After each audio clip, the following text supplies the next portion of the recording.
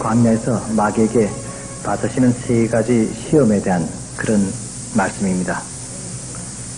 이 시험은 어쩌면 예수님뿐 아니라 우리들이 살아나가는 데 있어서 일생에 있어서 누구나 다 받을 수 있는 그런 시험이라고 생각합니다. 첫 번째 예수님께서 마귀에게 받은 시험이 바로 3절에 있는 말씀 돌로 떡이 되라 하는 시험입니다. 여러분이 돌로 떡이 되게 하라는 시험은 가장 인간의 본능적인 약점을 유혹한 그런 시험이라고 할 수 있습니다. 40일 동안 아무것도 먹지 않고 금식한 후에 이 생각하는 이 떡이란 것은 가장 유혹적인 시험일 것입니다. 여러분들 며칠만 굶어보세요. 아마 보이는 모든 것이 정말 맛있게 보일지도 모릅니다. 인간의 가장 본능적인 유혹이 바로 먹는 것입니다. 그런데 예수님께서는 이에 대해서 신명기 8장 3절의 말씀대로 사람이 떡으로만 사는 것이 아니라 하나님의 입으로 나오는 모든 말씀으로 사는 것이라 그렇게 대항했습니다. 이 돌로 떡이 되게 하라는 시험은 두 가지 유혹이 있습니다. 첫째는 자기 능력을 이기적인 데 사용시키려는 시험입니다. 마귀의 목적은 예수가 하나님의 부르심에 응답한 것을 부정시키고 남을 위해서 능력을 사용하지 말고 자기 자신을 위해서 사용하라는 그런 유혹이 됩니다. 그렇기 때문에 우리가 가진 어떤 능력이나 또 재능이나 재물을 자신만을 위해서 이기적으로 사용하는 것은 곧 사탄의 시험이 될 수도 있다 하는 사실을 우리는 깨달아야 됩니다. 두 번째는 돌로 떡이 되게 하라는 그 시험은 물질적인 선물로서 그 물질적인 어떤 물건으로서 사람들의 환심을 사고 뇌물로 유혹해서 사람들을 따르게 만들라는 그런 시험입니다.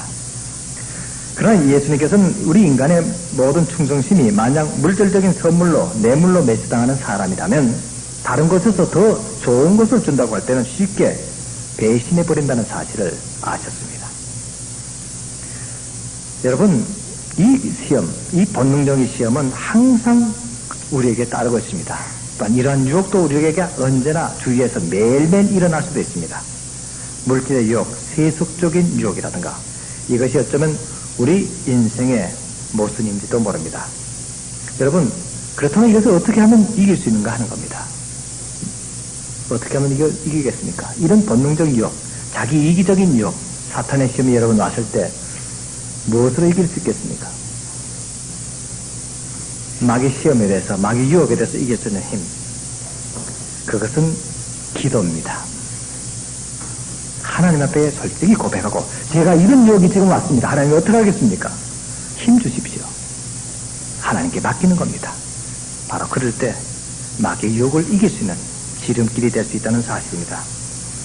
한 번은 제가 어느 마을에서 전도를 했습니다. 정상적인 마을이었습니다. 그때 그 마을 사람들이 저는 그 어느 마을에 가든 그게 한 100호가 되든 300호가 되든 크든 적든 간에 그 마을 사람들이 다 전도될 때까지 거기에 묵고 있습니다.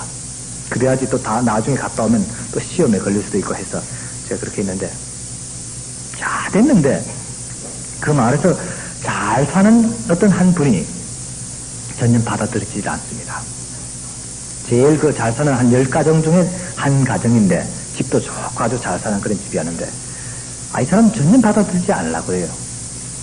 그래서 나중에 다 하고 꼭 한 집이 남았는데 그분을 찾아가서 물어봤습니다. 당신 내 볼 때는 당신 얼굴을 보니까 꼭 하나님의 축복받을 사람인데 어째서 그렇게 거부하느냐 하고 물었더니 한숨을 푹 쉬더니 사실은 제가 그럴 사정이 있습니다 그래요.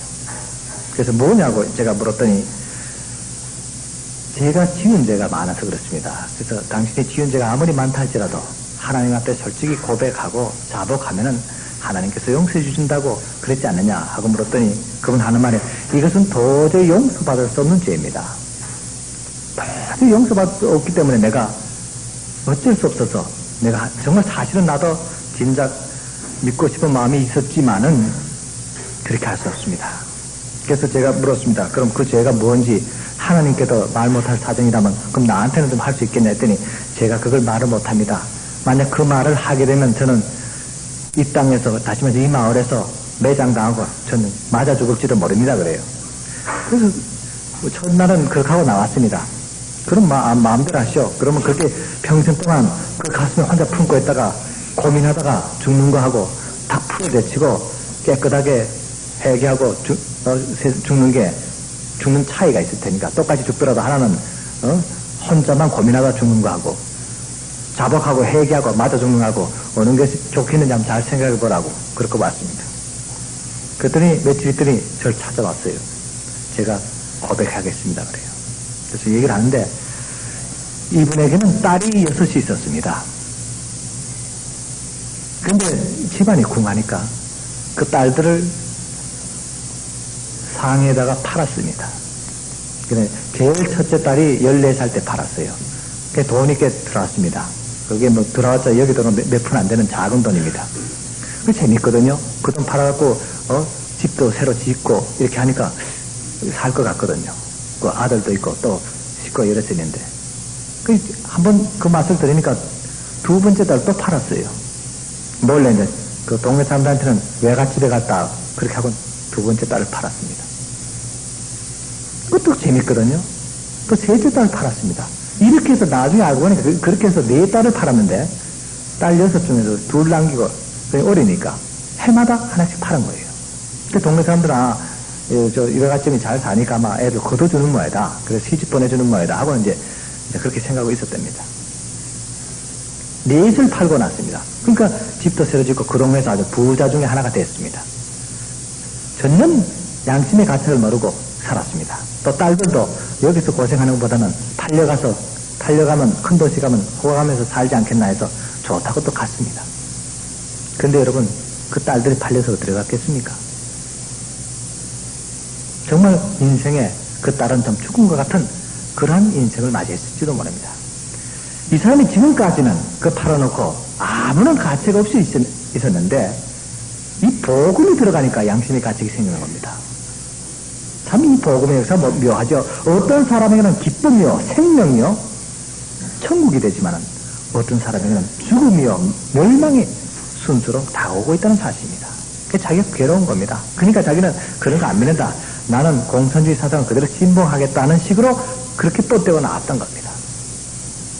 그러면서 그분이 하는 말이 선생님 이런 죄인도 아무리 사랑이 많으신 하나님이라도 용서해 줄 수 있겠습니까? 친딸을 팔아먹고 그 돈으로 이렇게 잘 살고 있는데 이것을 아무리 하나님이 자비로우시다 할지라도 용서해 줄 수 있겠느냐 하는 사실입니다. 여러분 이것이 바로 물질에 대한 유혹이었습니다. 떡에 대한 본능적인 유혹이었습니다. 여러분 이것은 어떤 극단적인 예가 될 수 있지만 어쩌면 우리도 이같이 본능적인 유혹 때문에 먹는 것 때문에 물질 때문에 어쩌면 가장 귀한 신앙을 팔아먹을 때가 있지 않습니까? 가장 귀한 양심을 팔 때가 있습니까? 우리가 이것을 한번 생각해 봐야 됩니다. 여러분 이와 같은 것을 이길 힘이란 것은 기도밖에 없습니다. 기도라는 것은 이같이 내가 항상 하나님 믿고 사랑하는가 하나님에 대한 신앙을 지키고 있는가를 확인하는 그러한 결정기간이기 때문입니다. 두 번째 시험은 마태복음 4장 5절에 나타나는 성전 지붕에서 뛰어내려라 하는 시험입니다. 여기에도 2가지 유혹이 있습니다. 첫째는 그것은 순간적인 인기적인 것으로서 사람들을 현혹시키는 시험입니다. 여러분들 오늘도 아까 저녁 먹다가 저도 평생 처음 듣는 이름이 나왔어요. 뭐 마이클 조단 뭐라 그래요? 마이클 조던? 마이클 조던이라 그런가 희한한 이름인데 뭐 그게 뭐 애들부터 어른까지 그렇게 여기서 뭐 부러워하고 난리라면서요. 아주 인기 있고 그러나는데 여러분 이런 사람들이 인기 있고 좋다고 현웅태 따라다니다가는 실망할 때가 많습니다. 어떤 연예인이라든가 무슨 코미디언 좋다고 하다가 사실 정말 따라가다 실망시키는 그런 일도 많습니다. 특히 독일의 그 히틀러라는 사람이 있습니다. 또 무솔리니 같은 2차전 때 그 사람 보세요. 히틀러가 연설을 하게 되면 온 독일 국민이 열광했습니다. 심지어는 당시 그 총회장 하던 루드빌 밀레라는 사람이 있습니다. 그 목사죠. 개신교 목사였고 당시 그 총회장 했던 사람입니다. 그분이 히틀러 연설할 때 나타나서는 연설 다 끝는데 마지막 축도합니다. 그 연설을 위해서 습도하면서 제가 그때 아멘 하지 않고 예를 들면 뭐 영원히 있을지어다 이렇게 해놓고 나서는 아멘 해야 되지 않습니까? 근데 이 사람이 뭐라고 하는데 하일 히틀러 이렇게 되는 겁니다. 이 완전히 이 히틀러가 예수였습니다. 그런 식으로 온 교회까지도 그 개신교, 캐톨릭 천주교까지 온 국민이 그냥 열광했습니다. 히틀러가 최고다. 히틀러가 예수다. 나중에 예수 히틀러라는 말까지 나왔습니다. 그러다 어떻게 됐습니까? 2차전 끝나고 나서 지금까지도 그 히틀러 망령에 계속 배상금을 지불하고 있는 것이 현 독일입니다. 여러분들 지금도 이와 같은 유혹이 인기적인 것, 또 물질적인 유혹이 계속 따르고 있습니다. 다시 말해서 이와 같이 마귀는 이 선동하는 불의 지도자같이 인간의 약점을 이용해서 선동하는 것에 하라. 그것을 바로 인기적인 데서 성전에 뛰어내려봐라. 이런 것을 하고 있는 것입니다. 당시 이 같은 역사적인 사건이 있었습니다. 유다라는 사람이 그때 당시 그 팔레스타인에 나타나서 예수님 태어나시기 전입니다. 100년쯤 전인데 많은 건중에게 뭐라고 했냐면은 나를 따라오면은 요단강이 옛날 홍해처럼 쫙 갈라져서 내가 이 나라를 독립시키겠다. 그렇게까지 했습니다. 그래서 많은 사람들이 그 유다라는 사람 뒤를 따라가서 정말 우리가 당장 독립되는구나 하고 하다가 당시 총독이던 파디오스라는 사람에 의해서 전부 다 몰살된 사실이 역사적으로 남아있습니다. 또 한때는 예수님과 똑같이 내가 사흘 만에 오전에 나옵니다. 사흘 만에 예루살렘 성벽을 전부 다 무너뜨리겠다 하고 선동했다가 또 당시 총독이던 안토니우스 펠릭스라는 총독에서 파멸된 사실이 예수님 태어나시기 전 50년 전 100년 사이로 그렇게 일어났습니다. 그렇기 때문에 이 마귀가 예수님께 유혹한 것은 이와 같은 과거의 혁명가나 거짓 선지자의 약점을 이용해서 유혹하게 된 것을 말합니다. 제가 이제 중국으로 들어갑니다. 가서 티벳이라는 나라를 찾게 됐습니다. 그 티벳이라는 나라는 제가 어제 말씀드렸듯이 저를 찾아왔던 한 스님이 자기가 그 인도와 티벳에 가서 공부를 했는데 그게 티벳이라는 어떤 유명한 훌륭한 고승이 있는데 그분을 만나면 저하고 이제 대화가 되리라 해서 저에게 이제 편지까지 써준 그런 상황입니다. 그래서 제가 그 사찰을 찾아갔습니다. 찾아와서 그 서신을 넣어주니까 처음에 그 고승이 나오질 않았어요. 그걸 넣어줬더니 만나겠다 그래요. 그래서 제가 들어갔더니 앞에 조그만 방에서 둘이가 서로 앉아서 대자를 하게 됐습니다. 아무 말 없이 처음에도 뭐 잘했냐 못했냐 그런 말도 없이 가만히 앉아서 저를 한참 쳐다봅니다. 저도 이렇게 한참 쳐다봤습니다. 둘이 마주 대면하고 1시간쯤 시간이 흘렀습니다. 그자 그 사람이 입을 열면서 하는 말이 당신의 영과 내 영이 다른데 무엇 때문에 날 찾아왔어? 그렇게 물었습니다. 그래서 제가 그랬습니다. 나의 영과 당신의 영이 다른 것은 제가 압니다. 그래서 당신의 영과 내 영이 무엇이 옳은 영인가 그것을 알기 위해서 찾아왔습니다. 아 그러냐고. 그렇다면 며칠 후에 만나자고 그래요. 그래서 지났더니 한 주일쯤 지나니까 불러요. 그래서 갔더니 저를 이렇게 한참 이제 보더니 하는 말이 무슨 말을 뭐 하려고 그래요. 무슨 주문 같은 걸 외우더니 가만히 있어요. 그래서 몇 시간을 가만히 서로 이제 마주보고 이제 있었습니다. 그러더니 갑자기 이 사람이 벼를 벼루하고 종이를 하나 꺼내더니 제 앞에 던져주면서 지금 우리 둘이서 한 얘기를 이것을 좀 써보라는 거예요. 아무 말 안 했어요. 몇 시간을. 근데 갑자기 그 사람이 그런단 말이에요. 그래서 제가 그걸 받아주고 그 붓을 들어서 한자를 적어서 줬습니다. 그랬더니 그걸 보더니 내려놓더니 당신 얘기를 좀 듣고 싶다 그래요. 아, 그럼 내가 얘기를 해도 되겠는가 그랬더니 그렇다고 그래요. 그래서 저 성경책을 꺼내 들고 앞에다 폈습니다. 그게 뭐냐 그래요. 그래서 내가 이것을 내가 내 자신이 할 얘기는 없고 여기에 대한 얘기를 하고 싶다 했더니 그럼 해보라는 거예요. 그래서 거기서 이제 성경 공부를 했습니다. 아주 당대 티벳의 대고승인데 그 앞에서 마태복음에 이 팔복음은 어떻고 이렇게 하면서 쭉 이제 얘기 나왔습니다. 한 몇 시간 듣고 때 갑자기 손을 이렇게 들어요. 오른손을 이렇게 들더니 그 책을 잘 좀 빌려주시겠느냐 그래요. 그러라고 줬습니다. 2달일 때도 나오지도 않아요. 사람이 부르지도 않고 나오지도 않고 보이지 않습니다. 그래서 저는 2달 동안 그냥 읽게 되는데 그때 한 청년이 한 20살 조금 넘은 한 청년이 머리를 빡빡하고 들어왔는데 조금 이 행동이 좀 이상했습니다. 갑자기 지나가는 사람한테다 흙을 던지지 않나, 고함을 지르지 않나, 자기가 싼 그 배설물 들고는 막 집어 던지기도 하지 않나 하니까 이제 그 스님들이, 같이 있던 스님들이 골치가 아프다고 묶어놓기도 하고 내놓기도 하고 이랬는데, 어느 날 갑자기 이 젊은 청년이 날 만나보고는 나 앞에 와서는 또 조용해져요. 그러니까 그 스님들 할 말이, 이거 서로 두 사람이 영이 비슷한 모양인데 좀 데리고 있으라고. 그 온 몸에는 자기 온물로 다 뒤집어 쓴 사람인데, 그래 부탁하는데 또 나도 불청객인데 그렇게 할 수도 없고 해서, 그럼 그렇게 하라고 해서 저랑 같이 제 방에서 함께 묵게 됐습니다. 근데 얌전하게 아무 말 없고 조용해요. 한 3일 정도 지나니까 아주 정상으로 돌아와서, 내가 쓰는 저 신발도 닦아놓고 또 뭐, 예? 세수대에 물도 떠다주고 그런단 말이에요. 그래서, 괜찮은 청년인데 왜 그러냐 해서 제가 그 청년 그랬습니다. 너는 정말 지혜롭고 착하고 선한 청년인데 너 괜히 엉뚱한 짓을 한 모양인데 이제는 괜찮을 거다. 그러니까 겁내지 말고 살면 되겠다 했습니다.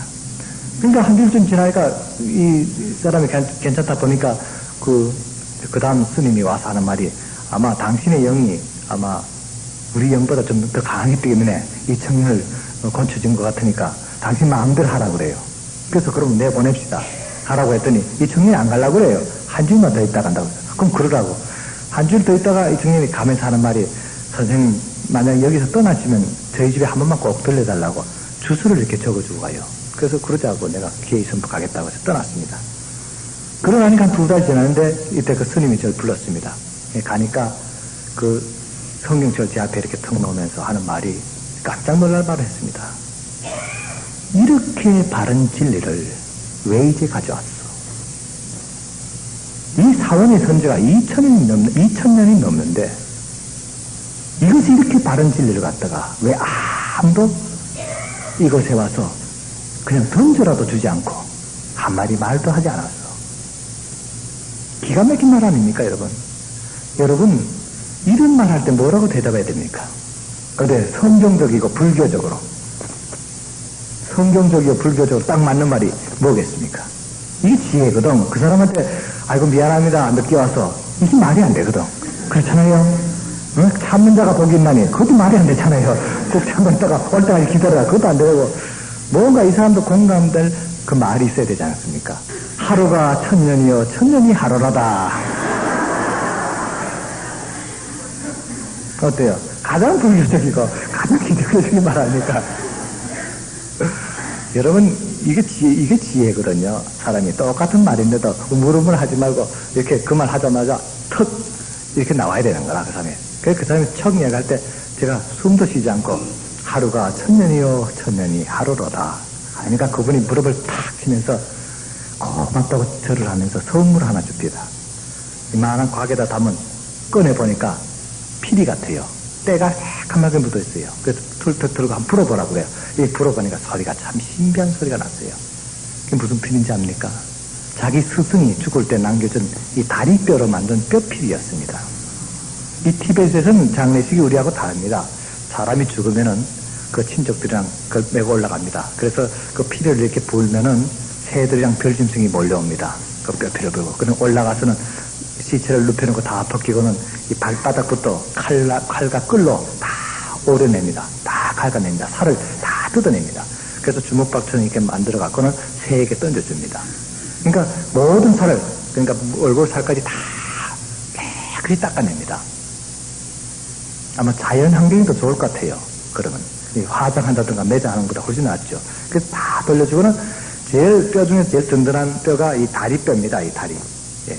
그거는 자기가 제자라든가 아주 친밀한 사람에게 선물로 줍니다. 그럼 거기다 구멍을 뚫어서 피리를 만들어서 불거나 뭐 다른 걸로 이렇게 하게 됩니다.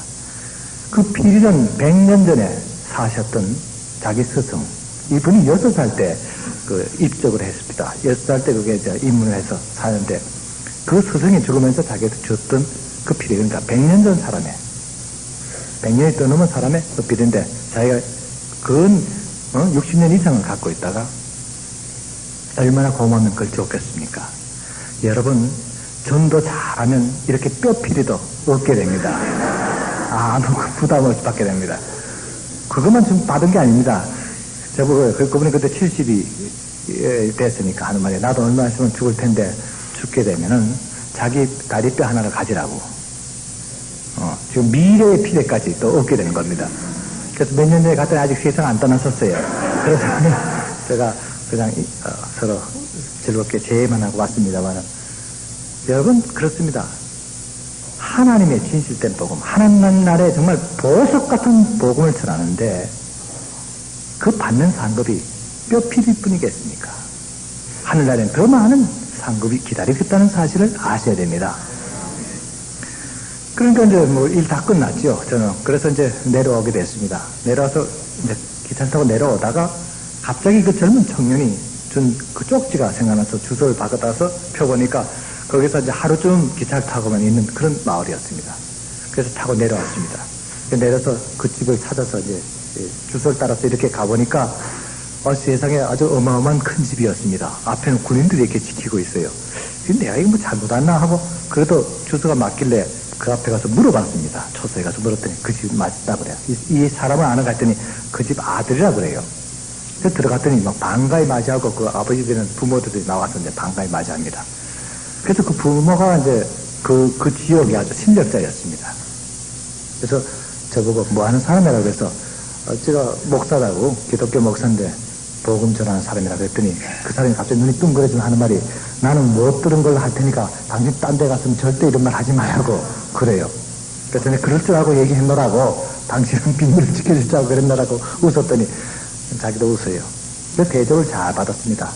거기서 6개월 동안 집에 서서 세수 한 번 못하고 아주 그냥 있던 거 거기서 목욕도 하고 깨끗이 닦게 됐습니다. 그래서 잘 대접 며칠 받고 나서 떠나게 됐는데 저는 그냥 그것으로 끝나는 줄 알았습니다만 그 3년 후에 하나님의 엄청난 이적을 그 사람을 통해서 또 일어나자는 건 제가 상상하지 못했습니다.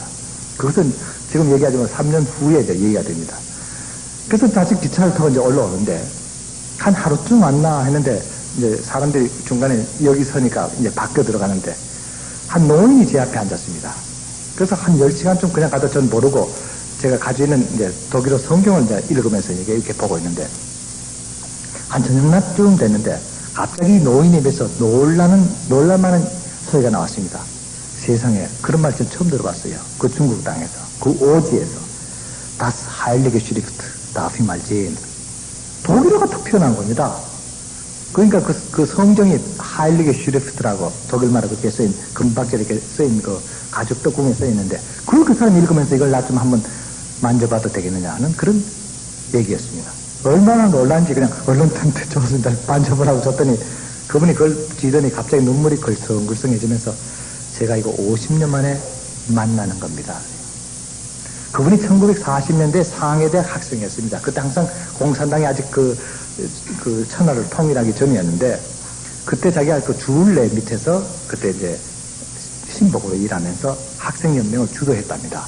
맨날 데모하고 시위하고 이제 이렇게 폭력을 해드린다가 한 번은 자기 그 독일인 교수가 거기에 있었는데 그분이 저 부르더래요. 그 사람 불러서 이 사람은 자네는 공부도 안 하고 공부할 나이에 왜 그렇게 맨날 그래 싸움만 하는가 하고 그래 물었답니다. 그때 이 사람이 하는 말이 우리 중국에는 공산주의가 필요합니다. 그래서 공산주의 혁명을 하기 위해서 내가 일을 합니다 하니까 그분이 그렇게 얘기하답니다. 나도 공산주의였네. 그래서 나이 50이 됐어야 이게 위선이라는 것을 깨닫고 내가 전향했는데 진리라는 것은 1000년이 지나든 2000년이 지나든 변치 않아야 되는데 이 공산주의는 벌써 막스가 태어난 지 100년도 안 돼갖고 벌써 수차례 변질을 됐고 지금 살아있는 스탈린이나 죽은 레닌이나 그 사람들은 가짜 공산주의자다. 진짜가 아니다. 그렇게 얘기를 하더랍니다. 그럼 뭐가 진리입니까? 하고 얘기를 했더니 그 사람이 이 책을 한번 읽어보기로 하고 준 책이 바로 내가 가졌던 그 책과 똑같은 그 고딕체를 쓴 하일리게 슈리프트라는 그 책이었습니다. 성경이었습니다. 그래서 이 친구가 가서 읽어보니까 자기 마음에 안 들죠. 혈기왕성한 20대였는데 보니까 뭐 오리를 가고자 하면 심리를 가고 오른편 뺨을 떼거든 왼편 뺨을 떼고 도저히 맞지 않는 겁니다. 그 도로 갖다 줍니다. 이게 우리하고 안 맞습니다. 우리 중국 인민을 위해서는 이게 안 됩니다. 우리는 싸워야 됩니다. 던져줬습니다. 그때 그 교수가 눈물이 글썽글썽하면서 하는 말이 이 사람아 국가 지도자가 사회 지도자가 잘못된 진리를 쫓아가게 되면 그 민족과 그 사회는 망하게 되네. 그렇게 얘기를 하더랍니다. 그러면서 울더래요. 그래서 자기는 그거 안 하겠다고 열심히 혁명운동을 했답니다. 그러다가 과연 1949년에 중국이 통일되고 자기로 그 공로로 인해서 주울레의 보호자관이 됐다가 60년대 들어와서는 이제 그 교육상까지 맡은 그런 아주 공산주의 이론가로 출세를 하게 됐습니다. 그렇게 그걸로 끝났으면 이제 몰랐죠. 그러다 1966년에 문화혁명이라는 것이 일어납니다. 그때 완전히 파괴됩니다. 개혁파들 유속이, 대표적 유속이, 주속이 처형당했죠. 등서평은 빨가벗겨서 쫓겨났지요. 그 밑에 있던 개혁파들 전부 쫓겨나면서 자기도 꽁꽁 묶여갖고 번거지 씌워갖고 강제노동으로 쫓겨났답니다. 그 쫓겨나면서 온갖 돌팔매를 받고 침을 뱉고 그 자기 밑에 부하들이 그런 걸 받으면서 그때 갑자기 옛날에 40년대 자기 스승 생각이 나더랍니다. 그 독일인 교수가 지도자가 잘못된 진리를 따라가면 너도 망하는 것입니다. 온 민족도 망한다. 기가 막히더랍니다. 그래서 10년간을 강제노동에서 있다가 복권이 됩니다. 등소패가 재집권하면서 일단 불렀답니다. 같이 일하자고. 그때 이 사람은 완전히 공산주의에 환멸을 느껴갖고 못하겠다고. 그래서 낙형에서 고향에서 살던 때였습니다. 그럴 때 저를 만난 겁니다.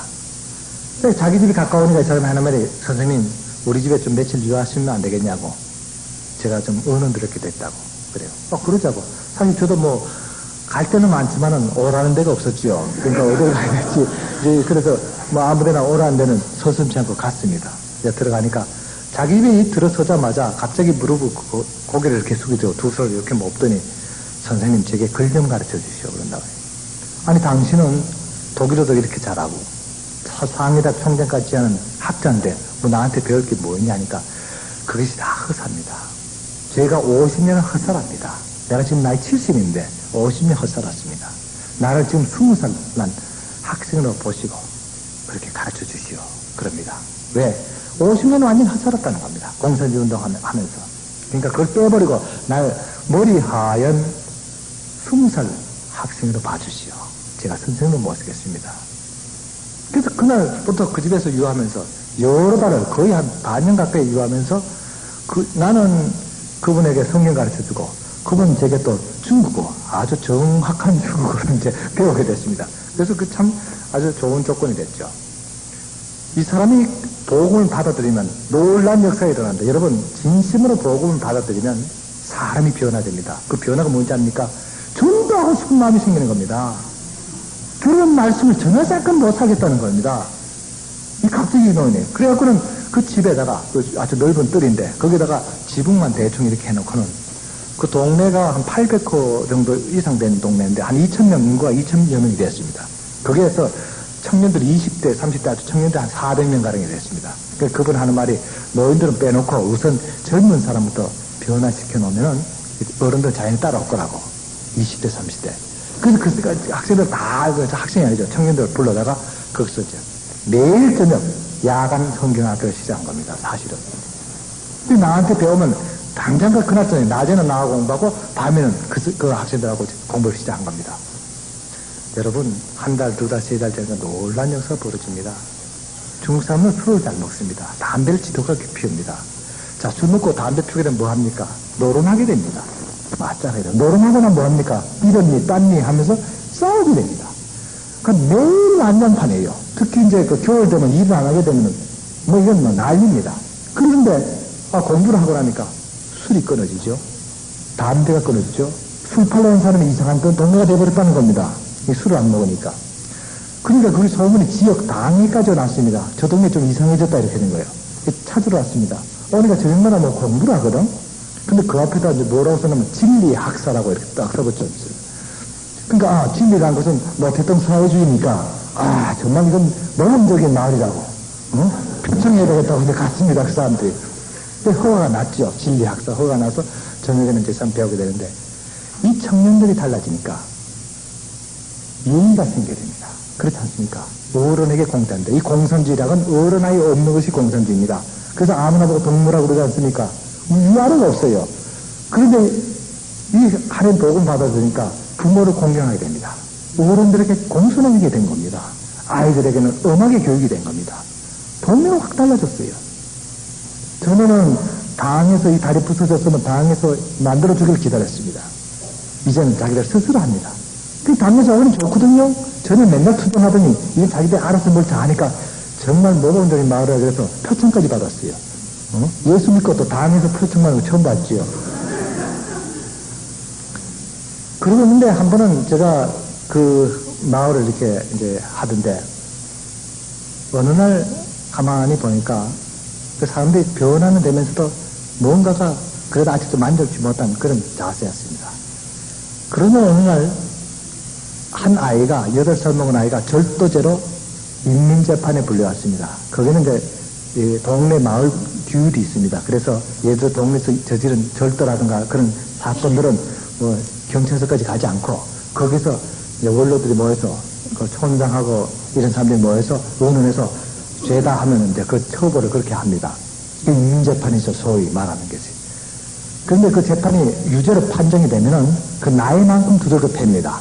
그래서 50살 난 사람이 뭐 죄를 졌다 하면 50대를 때립니다. 볼기짝을. 그러니까 왜냐면 나이 많이 먹고 다 정신 못 차렸으면 많이 맞으나 아마 그런 뜻인 모양이에요. 근데 8살 난 애가 절도죄로 재판을 받게 됐습니다. 그 재판의 그 절도의 사유는 계란 2개를 훔친 죄입니다. 이게 절도거든요.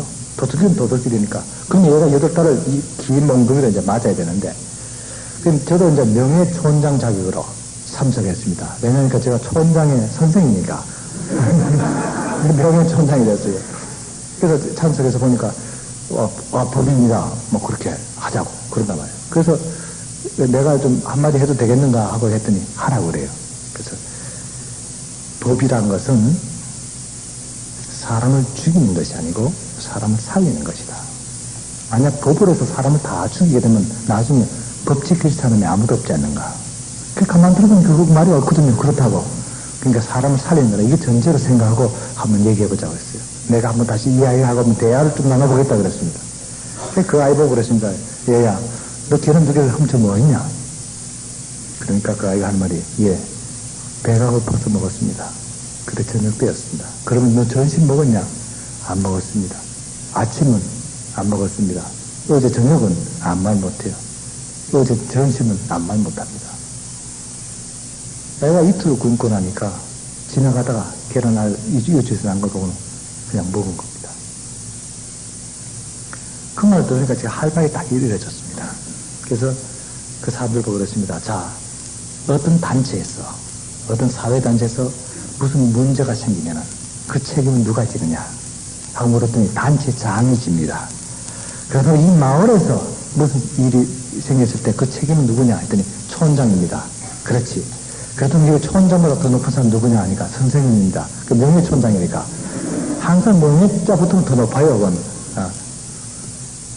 그러면 됐다. 이 재판에서 피고는 나다. 왜냐니까 내가 이 동네 어른으로서 이 아이가 이렇게 이틀씩 굶주릴 정도로 모르고 있었다는 거. 그래서 내 어른의 책임이다. 이 아이가 어느 누구든 이틀 굶고 아이가 지나가다 계란 있는 거 안 먹은 아이가 없다. 그것을 모르고 이 아이가 그렇게 굶고 있다는 사실을 모르고 있는 어른이 책임이 아니겠는가. 그러니까 내 나이대로 때려라 하고 제가 그 앞에 엎어졌습니다. 그 형틀이 이렇게 내한테 엎어져서 치라고. 근데 다들 눈이 뚝 늘어졌습니다.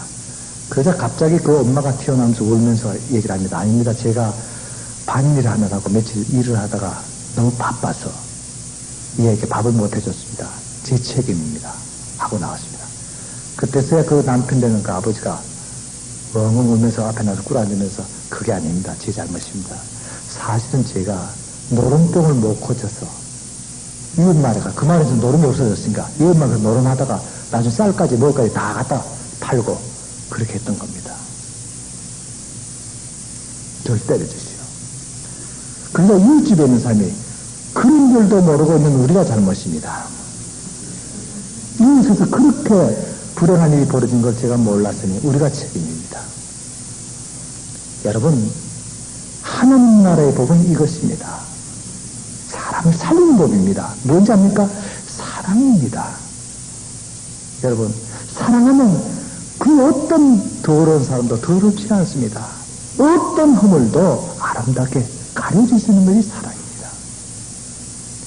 제가 그 일을 보고 나서는 안 되겠다. 이 마을은 좀, 그래도 좀 물질적으로 잘 살 수 있는 방법을 생각해야 되겠다. 하고 이제 생각하는 차에 거기서 나오는 이제 그 축산물이 있었습니다. 뭐냐니까 소, 돼지, 뭐 닭들 이랬는데 그걸 갖다가 어디에 파는가 했더니 거기서 가까운 데 시장에다 파는데 값이 아주 적어요. 그래서 틀림없이 어딘가는 좀 많이 드는 데 있겠다고 제가 이제 멀리 나가봤더니 거기서 한 300km쯤 떨어진 곳에 큰 시장인데 거기서는 자기 이웃에서 파는 거보다 한 3배가 비쌉니다.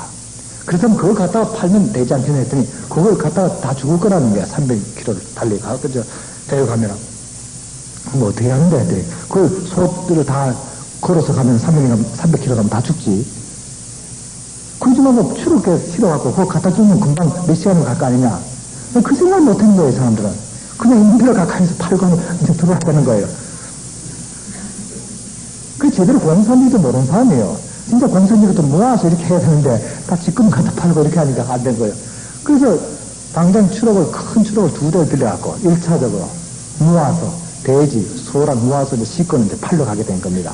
그 첫 사업이니까 이제 나보고도 가자 그래요. 그래서 그럼 나도 가자고. 그래서 이제 앞차에 3명씩 이렇게 6명이 타고 2차를 타고 잔뜩 싣고 이제 떠났습니다. 한참 가니까 중간쯤 그 지점에 이제 기름 넣어놓고 이제 쉬는 곳에 있었습니다. 거기에 내려서 이제 쉬어갖고 기름을 넣고 또 가야 되니까.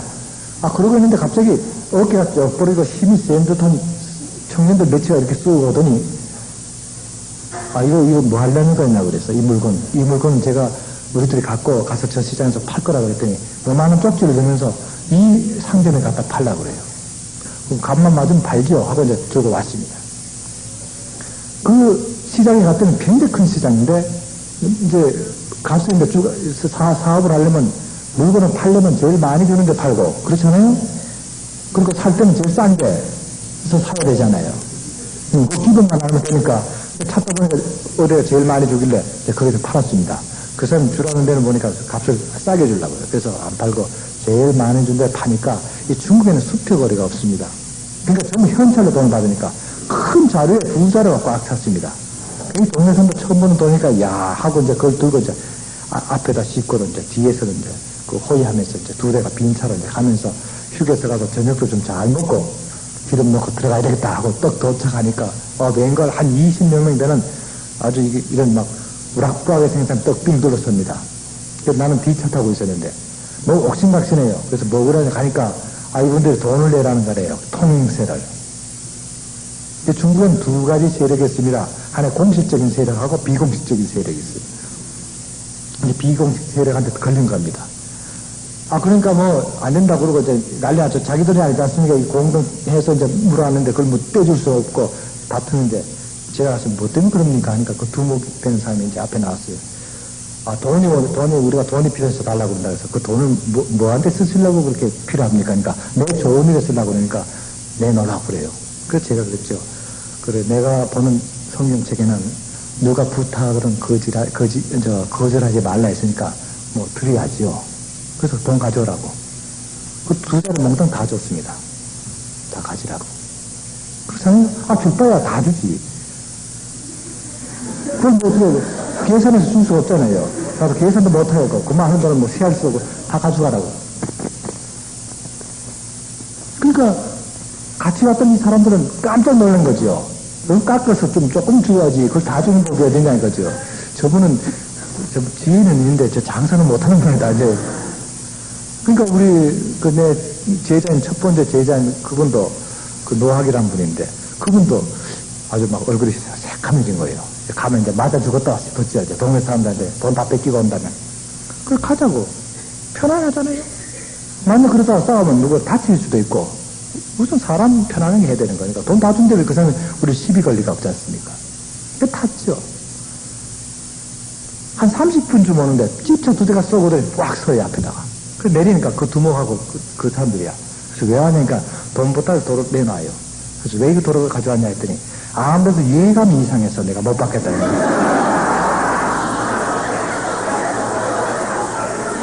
아니 여러분들 무슨 뜻인지 알고 오세요. 그래서 무슨 예감이 이상하냐 하고 물었더니 하는 말이 다른 사람은 두들겨 맞아야 돈을 주는데 피를 봐야 돈을 주는가 하는데 당신은 서슴지 않고 그것도 깎아 달라는 것도 아니고 몽땅 다 주니까 하도 예감이 이상하다는 거예요, 이거. 그러니까 기분 나빠서 못 받겠다는 거예요. 그걸 가져가라요. 그 어떡합니까? 돌아주는데. 그래서 이제 돌아받아서 앞에 타고 이제 갔어요.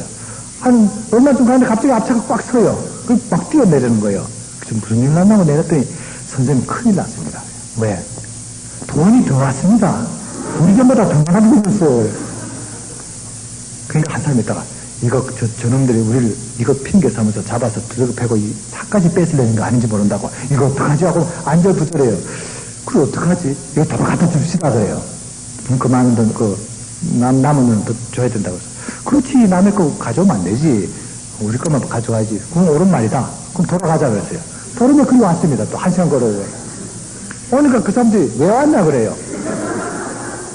돈이 더 많아져서 그 돈 돌려주러 왔다고 그랬더니 참 이상한 사람들이라는 거예요.